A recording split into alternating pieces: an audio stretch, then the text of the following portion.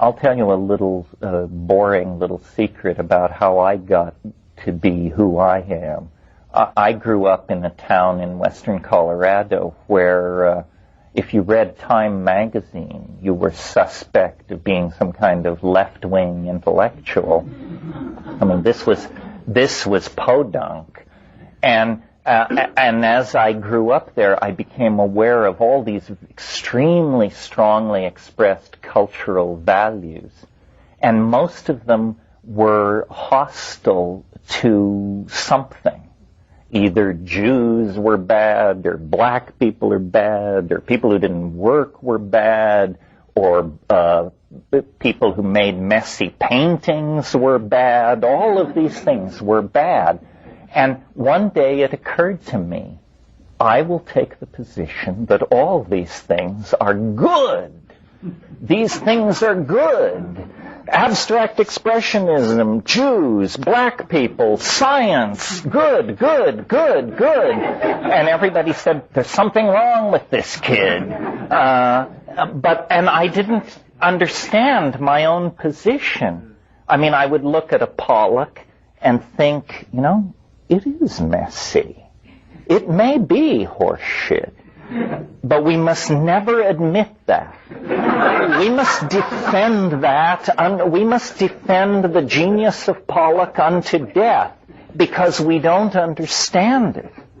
And by taking that position, slowly I actually did understand some of these things and make them my own. And I discovered that that was the path to wisdom, a total rejection of my own, of the culture I came up with.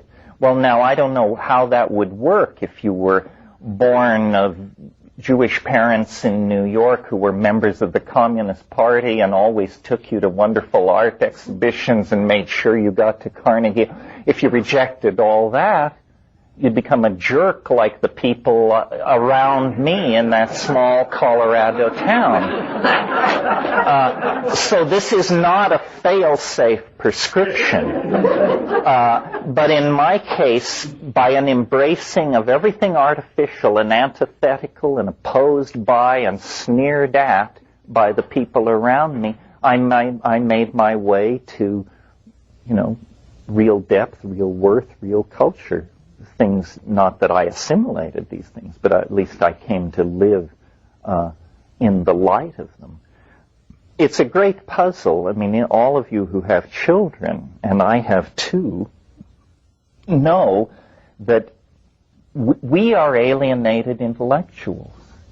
I mean, broadly speaking, this is what we are. We are alienated intellectuals, and so we bitch about the government and we critique the monetary system and so forth and so on. Well, then you see your children on the brink of reason, and you say, you know, geez, my alienation has brought me alienation.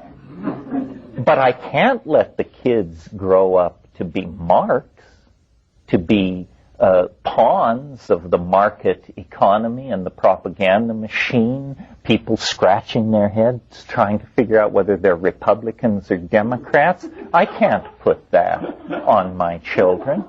And so then you say, well, okay, then they must join in the alienation. They must be taken out of the culture as we were taken out of the culture. And this is a momentous decision because this act of separating from the culture is unambiguously alienating. And yet it seems to be the only way to find the self.